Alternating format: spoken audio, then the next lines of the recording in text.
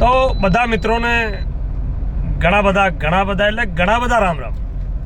પણ મિત્રો એક એવી વેદનાની વાત કરી રહ્યો છું આજે કે ઘણા બધા પ્રશ્નો જોતો આવ્યો છું, ઘણા બધા કિસ્સા જોતો આવ્યો છું।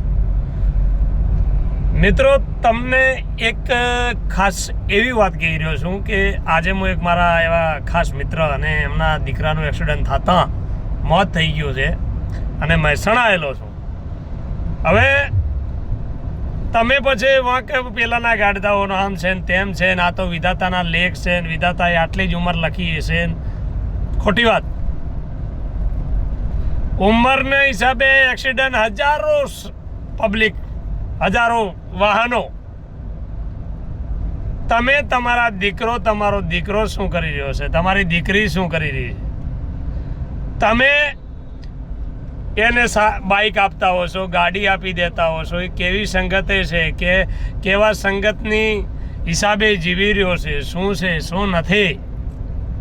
તો પહેલા પ્રથમ તો મા બાપને ખબર જ હોય, કેમ કે મને ખબર છે કે મારો દીકરો હોય, હવે મારા દીકરાને હું તો પૈસા આપતો નથી, તો મારો દીકરાના રોજ સ્ટેટસ બાઇકમાં જોતો હું છું, રોજ સારા 5-4 હજારના કપડાની જોડી એને પહેરતો જોઉં છું, તો મને તો ખ્યાલ જ હોય કે મારા દીકરાની પગતળી ઉપડેલી છે।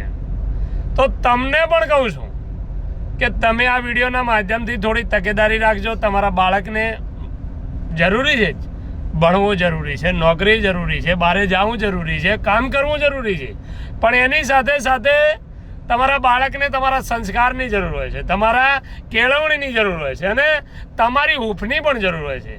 પણ એ ત્રણેય વસ્તુમાંથી એવી હૂંફ ના આપો, એવી કેળવણી ના આપો કે એવા સંસ્કાર ના આપો કે જેથી તમારો સહારો છીનવાઈ જાય, તમારા ગભા ઉપર હાથ મૂકનારો દુનિયા છોડી દે। મિત્રો,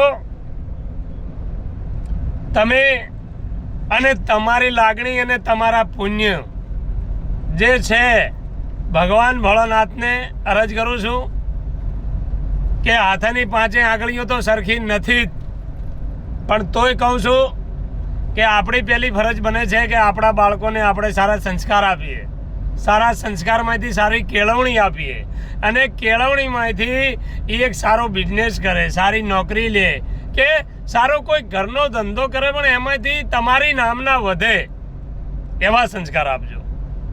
જય મહાદેવ, જય ગોગા મહારાજ।